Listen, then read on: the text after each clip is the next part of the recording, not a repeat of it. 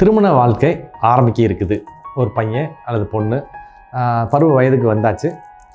கல்யாணத்தை பற்றி பேச்சு எடுக்க ஆரம்பிச்சாச்சு. அப்போ ஒரு சந்தேகம் இருக்கும் இல்லைங்களா, நம்ம ஃபிட்டாக இருக்குமா இல்லையா? இது $1,000,000 கொஸ்டின்.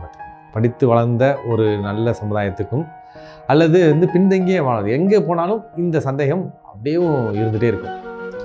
எல்லாத்துக்கும் இல்லை, கொஞ்சம் பேருக்கு.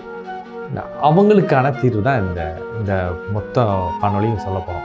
தன்னை பற்றிய மதிப்பீடில் மிகவும் கம்மியாக போடணும்னா எதில் இருக்க முடியும் அப்படின்னாக்கா, தாழ்வு மனப்பான்மையான உச்சம் எதுன்னு கேட்டிங்கன்னா, தான் ஒருவேளை இந்த தாம்பத்திய வாழ்க்கைக்கெலாம் செட் ஆக மாட்டோமோ அல்லது ஃபிட்டாக இருக்க மாட்டோமோ அப்படிங்கிற ஒரு தாழ்வு மனப்பான்மை தான் இருக்கிறதுல மோசமான தாழ்வு மனப்பான்மை.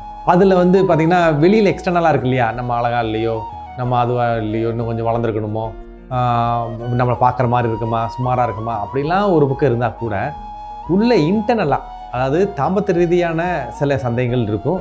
அதுதான் அசைக்க முடியாத சந்தேகம். மற்றதெல்லாம் வெளியில் சொல்லி குழம்பி ஏதோ ஒன்று பண்ணிக்கலாம். இது உள்ளுக்குள்ளேயே வச்சு பொறுமிக்கிட்டே இருக்கக்கூடிய ஒரு விஷயம். அதாவது பார்த்திங்கன்னா அந்த சந்தேகத்தை முழுசாக புரிஞ்சிக்கவும் முடியாது.